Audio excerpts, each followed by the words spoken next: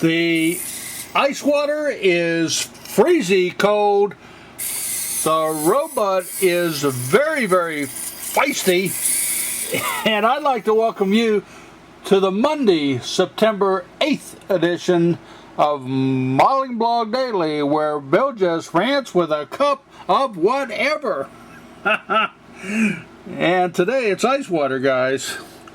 I have been covering a magnificent model over the last several days called Pharaoh's Forbidden Ruins, and I did a Bill's Creations video, and yesterday I did a detail video with the blog on the temple and the truck. This evening I'm going to cover the inner court and the airship. In fact, this is a wonderful model. It's a Lego System 5988, part of the Adventurers series with Johnny Thunder, and it's called Pharaoh's Forbidden Ruins.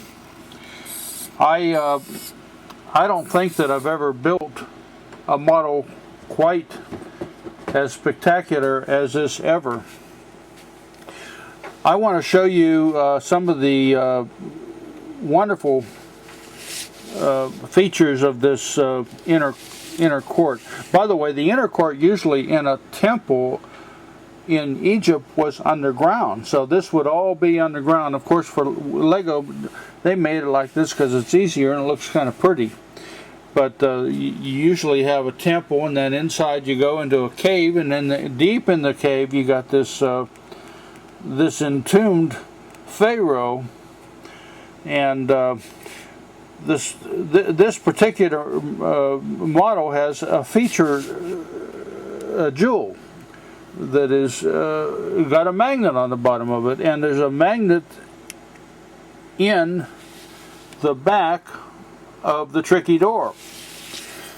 The way this was meant to be, I didn't show it to you this way on my primary video of it, so I'm going to make sure you understand what I think is the way it was meant to be displayed. We've got a videographer filming this magnificent jewel. We've got the professor with his magnifying glass as big as his head analyzing this magnificent jewel, and then all of a sudden they're getting ready to steal it. So what happens? The tricky door opens,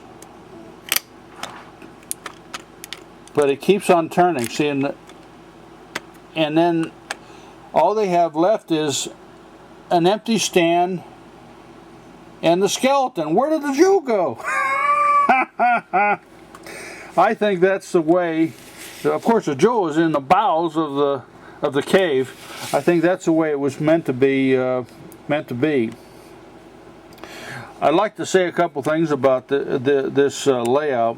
These are not alligators; they're called crocodiles over in Egypt, and they're statues of crocodiles made out of stone. On top is a carrier carrying two scrolls. What are those? Those are scrolls of the Egyptian Book of the Dead. These here are chalices. What's a chalice? It's a cup. It's a drink offering to the Egyptian gods. What are these? These are urns.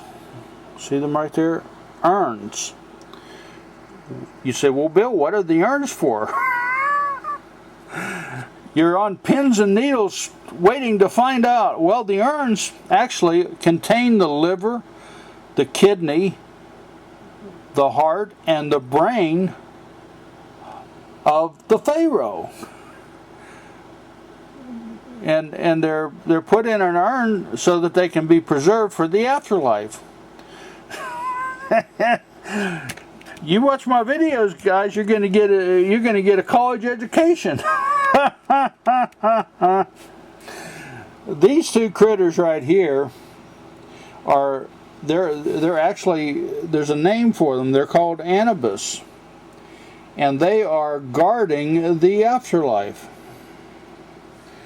And they look like you know, greyhound dogs, black greyhound dogs with big snouts, but it's called Anubis. Everything in the Egyptian arena has meaning.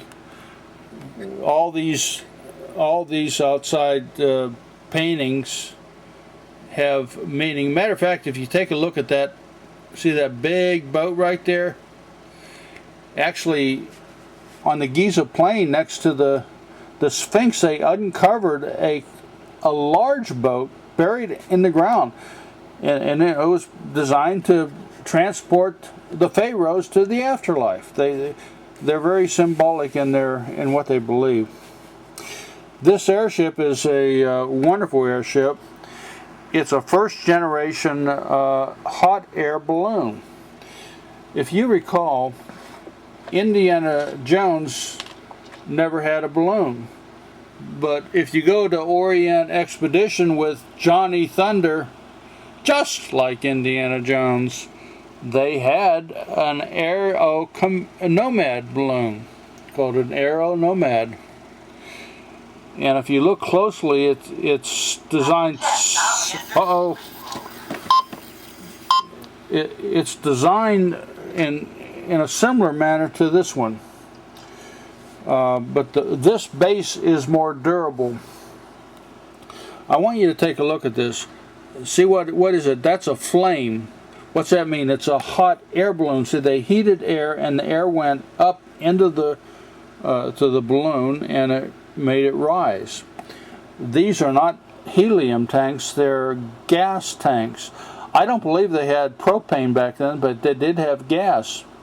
And they used the gas in tanks like this to heat a burner, which in turn caused the balloon to rise. This is a wonderful addition to this magnificent kit, especially considering this is the first one they ever had. And there you see, we even have a pilot with goggles and the whole deal. So we have a little balloon aviator to boot.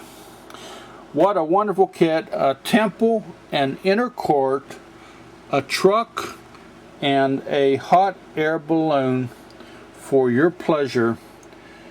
And Bill and Red wish for you and yours a wonderful week ahead. And my robot says, actually he snores, guys, he snores. Sayonara, friends. Sayonara.